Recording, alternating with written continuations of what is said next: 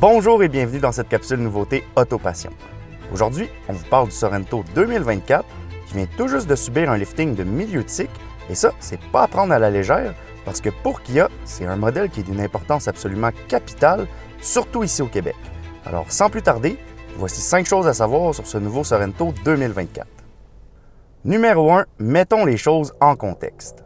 Autant à l'intérieur qu'à l'extérieur, le Sorento 2024 a subi plusieurs changements et ça, je vais vous l'expliquer dans quelques minutes, mais juste avant, mettons les choses en contexte un peu.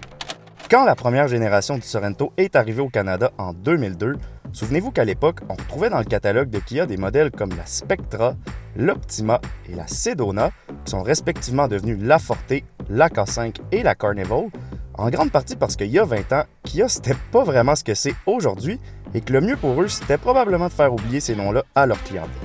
Ceci étant dit, les plus connaisseurs d'entre vous se rappelleront que la Rio faisait aussi partie du catalogue de Kia à l'époque, mais notez qu'elle sera discontinuée en 2024, non pas parce que c'était un mauvais produit, ni parce qu'elle n'était pas assez populaire, en fait, elle avait à peu près les mêmes chiffres de vente que le Sorento en 2022, sauf que son problème, c'était que de toute évidence, elle était juste pas assez rentable. Et comme pour pratiquement chaque produit sur la Terre, la rentabilité, c'est la clé, et la réalité, c'est que les clés du Sorento, depuis 2002, ils ont toujours conservé une certaine valeur, ce qui explique justement pourquoi c'est l'un des seuls produits de la marque à avoir conservé son nom. Et depuis l'introduction de sa 4e génération en 2021, si on fait preuve de réalisme encore une fois, il est devenu une véritable vache à lait pour Kia. Les gens se l'arrachent, surtout ici en Amérique du Nord, d'où il vient d'ailleurs, parce que vous devez savoir qu'il est assemblé à West Point aux États-Unis. Et bon, même si c'est West Point, Georgie et pas le West Point dans l'État de New York où se trouve la célèbre académie militaire, ça reste que ce VUS-là tire dans le mille auprès d'un public cible quand même très large, notamment parce qu'il y a 3 rangées de sièges, qui est offert en version à essence, hybride ou hybride rechargeable, et surtout, il y avait un look qui faisait pas mal l'unanimité, et ça, c'est ce qui nous amène justement au deuxième point, un nouveau visage.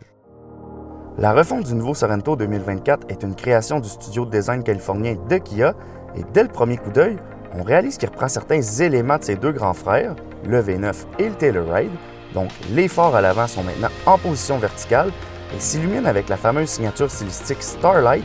en plus d'intégrer une section de couleur ambrée comme l'ancien Telluride, ce que personnellement j'adore. Le capot, la calandre et le pare-choc sont plus imposants, plus agressifs, et sinon, pour ce qui est des côtés et de la partie arrière, à l'exception peut-être des feux qui sont maintenant unis, disons que les changements restent tout de même assez subtils. Par contre, ce qui est nouveau cette année, c'est l'ajout d'une version X-Pro au menu, qui selon Kia est une version qui plaît beaucoup en ce moment sur d'autres modèles, comme le Telluride et le Sportage. Donc, elle propose un look plus aventurier et de meilleure capacité hors route grâce à des jantes de 17 pouces avec des pneus BF Goodrich tout-terrain, une plus haute garde au sol de 8,2 pouces et surtout une meilleure capacité de remorquage qui passe de 3500 à 4000 livres. Alors pour ce qui est du look, à mes yeux, je trouve que c'est un lifting très bien réussi, mais comme toujours, n'hésitez surtout pas à nous dire votre avis en commentaire. Numéro 3, un habitacle plus moderne. À l'intérieur du nouveau Sorento, plusieurs éléments ont été revus, à commencer par la configuration des écrans de 12,3 pouces livrables qui s'intègrent maintenant en une surface unie et un peu courbée. Et notez que l'interface de ces écrans-là est entièrement nouvelle puisqu'elle affiche le système d'exploitation le plus moderne de Kia à ce jour et qui offre des mises à jour à distance, la connexion sans fil à Apple CarPlay ou Android Auto et la clé digitale 2.0 pour téléphone intelligent.